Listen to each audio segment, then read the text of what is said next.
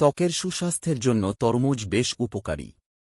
গ্রীষ্মকালীন এই ফলের রস আমাদের ত্বকের জল শূন্যতা দূর করে। তরমুজে রয়েছে প্রচুর vitamin A, B, C. Vitamin A শুধু ত্বক নয়, চোখ, চুল, নখ, দাঁতসহ সব অঙ্গের পুষ্টির জন্য খুবই জরুরি। গ্রীষ্মকালীন এই ফলে জল রয়েছে শতকরা প্রায় 93 থেকে 95%। কোলাজেন আমাদের ত্বকের সংকোচন রোধ করে। তরমুজ আমাদের ত্বকের কোলাজেন বৃদ্ধি করে।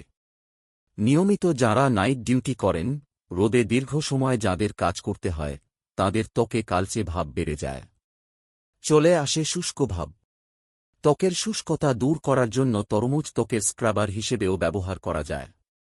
তরমুজের রসে রয়েছে প্রচুর অ্যান্টিঅক্সিডেন্ট, যা আমাদের তারুণ্য বজায় রাখতে সাহায্য করে।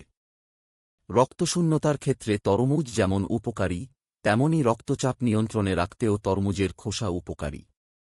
তরমুজের খোসায় থাকে রসালো ভাব, থাকে জলের পরিমাণ, যা শরীরকে ডিহাইড্রেট হতে দেয় না। এতে ক্যালোরির পরিমাণ কম থাকায় তা ওজন নিয়ন্ত্রণে সাহায্য করে। তরমুজ তো ভালো, কিন্তু তরমুজের বীজ পেটে গেলে কি হতে পারে? 1 কাপ তরমুজের শুকনো দানায় রয়েছে 600 ক্যালোরি।